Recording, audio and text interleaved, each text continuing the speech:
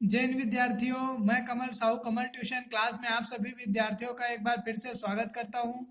विद्यार्थियों, पिछले वीडियो के माध्यम से हम अपना अध्याय 2 से पहला प्रश्नावली को पढ़ चुके हैं और आज इस वीडियो के माध्यम से हम अध्याय 2 से प्रश्नावली 2 को देखने जा रहे हैं। चलिए शुरुआत करते हैं पहले प्रश्न से, जहां हमें जांचिए अ व ब में कौन दिए गए समीकरण के हल है ये पता लगाना है। तो इसमें हमें अ के साथ x और y का दो मान दिया गया है, वहीं ब के लिए भी x और y का दो अलग अलग मान दिया गया है। यहाँ हमें पहला समीकरण दिया गया है x प्लस वाई बराबर 7। तो इस x पहला समीकरण में ही हमें x और y का मान को रखना है और रख करके ये पता लगाना है कि हमारा left hand side equal right hand side है कि नहीं। तो जैसे कि आप लोग देख पा रहे हैं, पहले समीकरण में मैंने x का जो मान है उसको 2 के रूप में रखा हुआ है और y का जो मान है उसे 5 के रूप में रखा हुआ है। तो यहाँ हम देखते हैं 2 और 5 को जोड़ने से हमारा 7 आता है। तो इस तरीके से left hand side equal right hand side हो जाता है। अतः हम कह सकते हैं अ समीकरण का जो हल है वो है। वहीं देखते हैं ब में, तो ब में x बराबर -1 और y बराबर 3 दिया गया है। तो इनको भी हम समीकरण में मान को रखेंगे, जैसे x के जगह में -1 को और y के जगह में 3 को।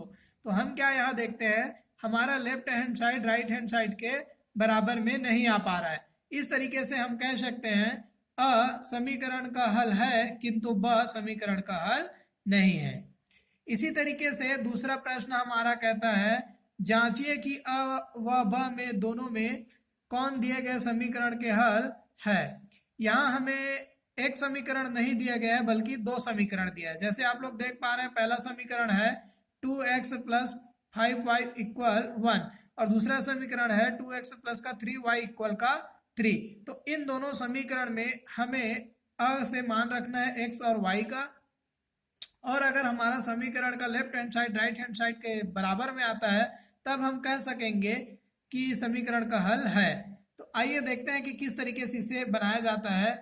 हल समीकरण 1 व 2 में x तथा y का मान रखने पर, तो यहाँ x और y का जो मान है वो हम अ से रखे हुए हैं। जैसे पहला समीकरण है 2x प्लस 5y बराबर 1 और दूसरा समीकरण है 2x प्लस का 3y बराबर का 3। तो इन x और y के स्थान पे हमें इस x का जो मान है और y का मान है उनको रखना है। तो यहाँ हम रखते हैं x के जगह में 3 और y के जगह में -1। फिर वहीं दूसरा समीकरण में भी x के जगह में 3 y के जगह में -1। तो हमें क्या मिलेगा, 2 गुणा 3 प्लस 5 गुणा -1 और 2 गुणा 3 प्लस 3 गुणा -1, तो जो कि बराबर हो जाना चाहिए 1/3 का। पहला समीकरण का मान यहाँ से 1 था, दूसरा का 3 था, तो 1/3 भी आना चाहिए, वहां हम बटा के रूप में उसको लिख भी सकते हैं। तो 2 तिया हो जाएगा 6 और प्लस और माइनस का गुणा -5 हो जाएगा, 5 एकम। वहीं 2 और 3 का गुणा 6, फिर प्लस और माइनस का गुणा -3 और बराबर इक्वल में राइट साइड में हमारे पास है 1/3। तो 6 में से 5 घटाते हैं तो बचेगा 1 और 6 में से 3 घटाते हैं तो बचेगा 3। तो इस तरीके से हम क्या देखते हैं कि हमारा left hand side equal right hand side हो जा रहा है, इसलिए इसे अ जो है वो समीकरण का हल है। वहीं इसी कार्य को हम लोग पुनः ब में भी देखते हैं। ब में जो मान दिया गया है x बराबर 1/2 और y बराबर 1/3, उस मान को इन्हीं समीकरण में फिर से रखेंगे बिल्कुल इसी तरीके से। तो जब हम रखते हैं x की जगह में 1/2 और y की जगह में 1/3, तो ये पहला समीकरण में रखाया गया मान है। दूसरे समीकरण में भी इसी तरीके से मान रखा गया है। 2 से 2 हम लोग यहाँ पर से 2 से 2 काट सकते हैं, पहले भी समीकरण में दूसरे भी समीकरण में। दूसरा समीकरण में 3 से 3 भी कट जा रहा है। तो हम क्या देखते हैं, यहाँ से तो 1 हुआ और 3 5 एकम 5, ठीक है, तो 5/3, तो 3 एकम 3 और 1 3 और 5 8 हो जा रहा है। यहाँ से ये हो गया 2 और 2 कटने के बाद 1 प्लस 5/3 बराबर 1, और दूसरा समीकरण में 2 से 2 कट गया था यहाँ पास और 3 से 3 कट गया था, तो 1 प्लस की 1 बन रहा है, तो 1 और 1 मिलकर के बन जाएगा 2, और जो कि बराबर होगा राइट साइड 1 और राइट साइड का 3 के बराबर। हम क्या देखते हैं, 3 एकम 3 और 5 8 बन गया, 8/3 और उनका बटा 1 और 1 प्लस होकर के 2 बन गया, तो 8/3 और उनका बटा 2 है। इसे हम बटे के रूप में गुणा के रूप में बदलेंगे तो 8/3 गुणा 1/2 हो जाएगा। तो 8 एकम 8, यहाँ से 2 से 8 को भी काट सकते हैं, तो 2 से 8 को काटेंगे, 2 एकम 2 और 2 चौके 8। तो 4/3 हमें प्राप्त होता है लेफ्ट साइड में, और राइट साइड हमारा 1/3 है। अतः यह हल नहीं है। इस तरीके से हम इसको बता पाएंगे। जब हमारा राइट साइड और लेफ्ट साइड दोनों समान आएंगे तब बोलेंगे कि हल है, और अगर नहीं आता है समान तब उसे बोलेंगे हल नहीं है। तो उम्मीद करता हूँ यहाँ तक आप लोग अच्छे से समझ चुके होंगे। आगे अगले प्रश्न की ओर बढ़ते हैं। अगला प्रश्न हमारा कह रहा है कि निम्नलिखित समीकरण को किसी भी विधि से हल कीजिए। और किसी भी विधि से हल करने के लिए हमें 4-5 क्वेश्चन दिया गया था, जिसमें से मैं आपको एक क्वेश्चन हल करके दिखा रहा हूं, और जो कि है विलोपन विधि से। तो इससे पहले के वीडियो में मैं आप लोगों को विलोपन विधि, प्रतिस्थापन विधि, आलेखी विधि और सूत्र विधि के माध्यम से किस प्रकार से सवालों को हल किया जाता है उसे समझाया जा चुका है। तो देखते हैं इस प्रश्न को मैं विलोपन विधि से आप लोगों के लिए बनाया हूँ। जैसे विलोपन विधि है, विलोपन विधि में कैसे शुरुआत करेंगे और कैसे अपने आंसर को प्राप्त करेंगे, इसको एक लाइन लेकर के हम चलते हैं। उसी लाइन से हर एक प्रश्न को बनाते जाएंगे। तो समीकरण 1 में 3 तथा समीकरण 2 में 1 का गुणा करने पर, और ऐसा हमें क्यों करना पड़ा, क्योंकि हमें विलोपन विधि से जब भी हल करना होगा सवाल, तो जो प्रारंभ में x का गुणांक है उनको दोनों समीकरण में समान करना है। और हमने देखा कि समीकरण में समान नहीं है। पहला समीकरण में x का गुणांक 1 और दूसरा समीकरण में x का गुणांक 3 हमें दिखाई दे रहा था। इसलिए हमने पहला समीकरण में 3 का और दूसरा समीकरण में 1 का गुणा कर दिया, जिससे हमारा गुणांक समान हो जाए। जैसे कि 3 का गुणा हमने पहला समीकरण में कर दिए, तो ये हो गया 3x माइनस 3y बराबर का -3। ठीक है, वहीं दूसरा समीकरण में 1 का गुणा करने से समीकरण में कोई बदलाव नहीं होगा। और इस तरीके से इन दोनों समीकरण को हम समीकरण नंबर 3 और समीकरण नंबर 4 का नाम दे देंगे। जैसे ही 3 और 4 समीकरण हमें प्राप्त होता है, तब हम तीसरे समीकरण से चौथे समीकरण को घटाते हैं। तो जैसे ही हम यहाँ घटाएंगे, तो ये जो प्लस का 3x है नीचे वाला, वो माइनस में बदल जाएगा, और माइनस वाला प्लस बन जाएगा, फिर से प्लस वाला माइनस। तो 3 से 3 जो है वो कट जाएगा। अब बचा -3y में से प्लस का 2y अगर हम घटाते हैं तो हमारा -y एक बच जाएगा, जो कि बराबर होगा यहाँ से -12 -3, दोनों को आपस में हम लोग हमेशा प्लस करते हैं। याद रखिए, जब भी दो माइनस आपस में हमें दिखाई देगा तब उसे जोड़ते हैं, या दो प्लस अगर हमें दिखाई देगा तब हम उसे जोड़ते हैं। और इस तरीके से 1 + 1 माइनस वाले को घटा देते हैं। ये प्लस में ये माइनस तो घट जाएगा, ये माइनस में ये प्लस तब भी से ये घट जाएगा, इसीलिए घट करके माइनस का y बचा हुआ है। तो दोनों तरफ से माइनस माइनस भी कटता है, इसलिए काट दिया, तो y के बराबर हमारा मान निकल के आया 15। अब इस मान को हमें, y का जो मान निकल के आया है 15, इस मान को समीकरण नंबर 1 में रखने पर, तो समीकरण 1 में रखेंगे x - y बराबर 1 था हमारा समीकरण। उस समीकरण में y का जो मान है उसको 15 को रखेंगे, तो x - 15 हो जाएगा, जो कि बराबर होगा -1 का। फिर x बराबर -1 अपने स्थान पे, -15 को पक्षांतर किए तो वो हो गया प्लस का 15। फिर x बराबर हमें प्राप्त हो जाएगा 14। तो इस तरीके से इस प्रश्न में हम कह सकते हैं x बराबर 14 तथा y बराबर 15 होगा। बढ़ते हैं अगले प्रश्न की ओर। बाकी अन्य प्रश्नों को आप किसी भी विधि से बनाइए जो आपको समझ में आया होगा अब तक, प्रतिस्थापन या विलोपन विधि। अगर पुराने विधि को आप नहीं सीखे हैं तो जैसे मैं इस प्रश्न में पहले x का गुणांक को समान किया हूँ, उसी तरीके से आप लोग भी समान कीजिए। और जैसे जैसे मैं यहाँ पर पहले प्रश्न को बनाया हूँ, बाकी अन्य प्रश्नों को भी आप लोग बनाइए। चलिए अगला प्रश्न की ओर बढ़ते हैं। निम्नलिखित समीकरण निकायों के हल चरों के लिए हल कीजिए। तो यहाँ भी हमें किसी न किसी सूत्र के माध्यम से समीकरण को हल करना होगा। यहाँ समीकरण पहला दिया गया है x + y बराबर 7 और दूसरा x - y बराबर -1। तो इससे पहले वाला समीकरण मैं विलोपन विधि से हल किया हूँ। अब इस समीकरण को प्रतिस्थापन विधि से हल करने जा रहा हूँ। तो प्रतिस्थापन विधि का नियम कहता है, समीकरण 1 से x + y बराबर 7 है, तो x का मान यहाँ से हम निकालेंगे x - y। ठीक है, y उधर जाकर के पक्षांतर माइनस में बदल जाएगा। फिर x का जो मान आएगा उस मान को समीकरण 2 में रखेंगे। अब समीकरण 2 हमारा ये वाला है, तो उस समीकरण में इस समीकरण में, समीकरण 2 नंबर में हम किसका मान रख रहे हैं, x का, और x का मान निकला है x माइनस का y, जिसे हमने समीकरण नंबर 3 नाम दिया हुआ था।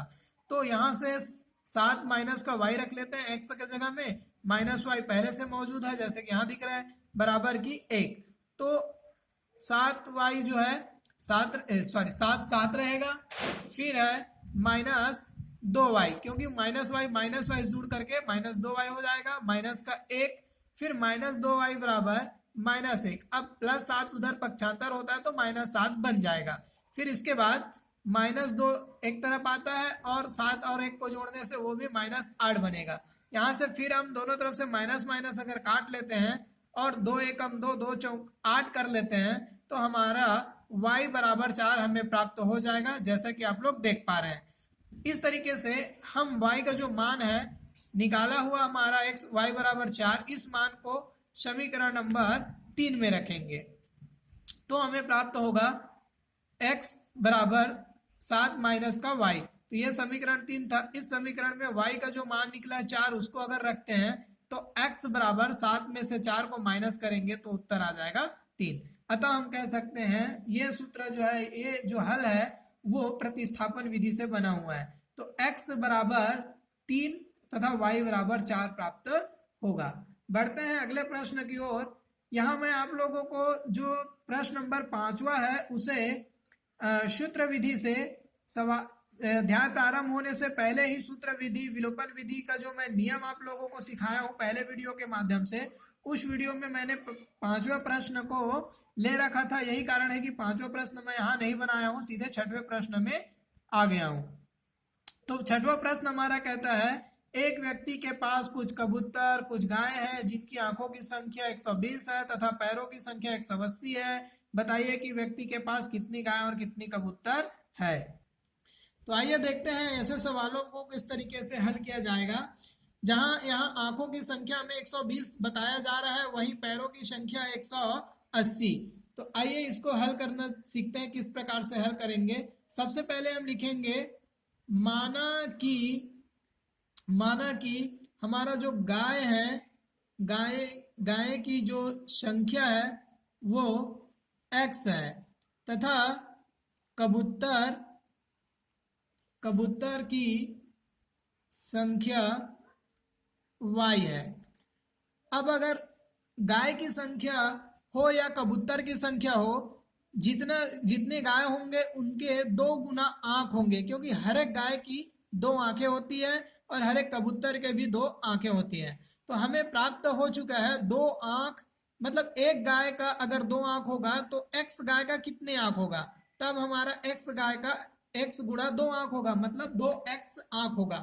तो जो माना कि गाय की संख्या x है तथा कबूतर की आंखों की जो संख्या है, कबूतर की जो संख्या है वो y है।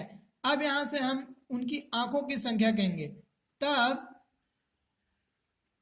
गायों की आंखें बराबर 2x होगा। जितनी गाय होंगी उससे 2 गुना उनकी आंखें, वहीं और कबूतरों की आंखें, जितनी कबूतर हैं, जैसे कि हमने y माना है तो यहाँ भी 2 गुना हो जाएगा उनकी आंखें। अब इन दोनों आंखों को जोड़ेंगे तो हमें 120 प्राप्त होना चाहिए, जैसे कि ऊपर में यहाँ पर साफ सुथरा शब्दों में लिखा गया है, प्रश्न में कहा था। तो हमारा गायों की जो आंख है और कबूतर की जो आंख है, उन दोनों आंखों को अगर जोड़ते हैं तो 120 आंख होना चाहिए। अतः प्रश्नानुसार कुल आंखों की संख्या बराबर 120 है। ठीक है, इसलिए दोनों को हम जोड़ देंगे तो एक समीकरण हमें प्राप्त हो जाएगा, 2x प्लस 2y बराबर 120। अब इसी तरीके से हम पैरों की संख्या निकालते हैं। तो जैसे कि हम लोग बोले हैं कि गायों की जो संख्या है वो है x। अब हमें मालूम है एक गाय का 4 पैर होता है, तो x गाय का कितना पैर होगा, तो यहां हम बोल सकते हैं गायों की पैर बराबर 4x होगा। जितनी x है, जैसे मान ले जाए यहाँ हमें गाय की संख्या 20 प्राप्त होता है, तो 20 गुणा 4 हो जाएगा, 20 चौक 80 पैर हो जाएंगे गाय के।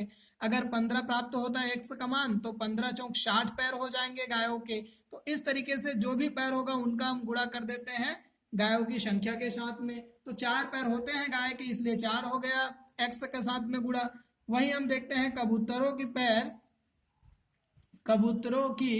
पैर, तो कबूतर के 2 पैर होते हैं, और चूंकि कबूतरों की संख्या y है, इसलिए यहाँ पर पैरों की संख्या कितना हो जाएगा, 2y। तो इस तरीके से हमें गायों की पैर की संख्या प्राप्त हो चुका है और कबूतर के भी पैर की संख्या प्राप्त हो चुका है। यहाँ प्रश्नानुसार फिर से करेंगे अपन लोग। प्रश्नानुसार कुल पैरों की संख्या बराबर 180 है, अतः दोनों को फिर हम योग कर देते हैं। 4x plus 2y, 4x plus 2y बराबर 180। ये हमारा हो गया दूसरा समीकरण। इससे पहले ये हो गया था हमारा पहला समीकरण। अब समीकरण 1 और समीकरण 2 हमें दिखाई देने लग गया है। अब हम इसको चाहे तो किसी भी विधि से हल कर सकते हैं, चाहे विलोपन हो या चाहे प्रतिस्थापन हो। चलिए हम लोग इसी प्रश्न को प्रतिस्थापन विधि से हल कर रहे हैं। तो यहाँ से 4x बराबर का 4x प्लस 2y बराबर 180 दिया गया है, तो 2y बराबर 180 माइनस 4x कर सकते हैं इसको। फिर y बराबर हो जाएगा 180 माइनस 4x। तो ये समीकरण नंबर तीसरा नाम हम इसको दे दिए, ठीक है। और ये जो समीकरण नंबर 3 है, ये कहाँ से हमें प्राप्त हुआ है, तो ये हमें प्राप्त हुआ है समीकरण नंबर 2 से। तो ये जो y का मान है, इसे वापस हम समीकरण 2 में कभी भी रखने का गलती नहीं करेंगे। जब भी हम 2 समीकरण से तीसरे में अगर मान निकालते हैं, तो उसे हम पहला समीकरण में रखते हैं उस मान को। तो वही काम यहाँ पर हम कर रहे हैं। क्या लिखेंगे, y का मान समीकरण 1 में रखने पर, समीकरण 1 है 2x प्लस 2y बराबर का 120, y के जगह में हमें रखना है 180 माइनस का 4x। तो 2x अपने स्थान पे प्लस 2 का गुणा के रूप में हो जाएगा, y का जो मान है यहाँ पर हमारा 2 भी है, इसलिए वो पक्षांतर होकर के बटा 2 के रूप में भी आ जाएगा। तो 180 माइनस का 4y और पूरे का बटा 2 है, ठीक है। तो y की जगह में हमने इतना मान को रख लिया, और उसके बाद बराबर आता है 120, ठीक है। तो 2 से 2 हम कैंसिल भी कर सकते हैं, गुणा के रूप में है तो दोनों के लिए है। फिर यहाँ से आ गया 2x प्लस 180 माइनस 4y, ठीक है, बराबर 120। यहाँ पास 4x था, तो 4x हो जाएगा y के स्थान पे, 4x है ये। अब हमें प्राप्त हो गया 4x यहाँ पास माइनस में दिखाई दे रहा है, और 2x यहाँ प्लस में, तो ये माइनस में बन जाएगा हमारा 2x बराबर 120। और हम 180 को अगर पक्षांतर करते हैं तो माइनस 180 के रूप में बदलेगा। फिर 2x बराबर 180 में से 120 घटाएंगे तो बच जाएगा हमारे पास माइनस का 60, माइनस से माइनस कैंसिल, और 2 से 60 कट जाएगा 30 बार में। इस तरीके से हमें x का वैल्यू पता चल गया, x बराबर का 30, जो कि गायों की संख्या थी। अब इसके बाद इस मान को हम चाहें तो किसी भी समीकरण में रख दें, हमारा मान प्राप्त हमें हो जाएगा। तो चलिए इसी मान को हम समीकरण नंबर 3 में रखते हैं। समीकरण 3 है y बराबर 180 माइनस 4x बटा 2। तो y बराबर हो जाएगा 180 माइनस 4 गुणा x का जो मान निकल के आया है 30, उस मान को रख देते हैं, और पूरे का बटा 2 है। तो यहाँ से 180 माइनस का 3 चौक 12, 120 बटा 2। 180 में से हम 120 को घटाएंगे तो हमें प्राप्त होगा फिर से 60, और 60 का बटा अगर 2 करेंगे तो यहाँ भी हमें प्राप्त हो जाएगा 30। तो यहाँ x बराबर भी हमें 30 प्राप्त हो रहा है, और y बराबर भी हमें 30 प्राप्त हो रहा है। अतः हम कह सकते हैं कि गाय तथा कबूतर दोनों की संख्या 30-30 होगा। तो इस तरीके से आज के लिए इतना ही, मिलते हैं नेक्स्ट वीडियो में, तब तक के लिए जय हिंद जय भारत।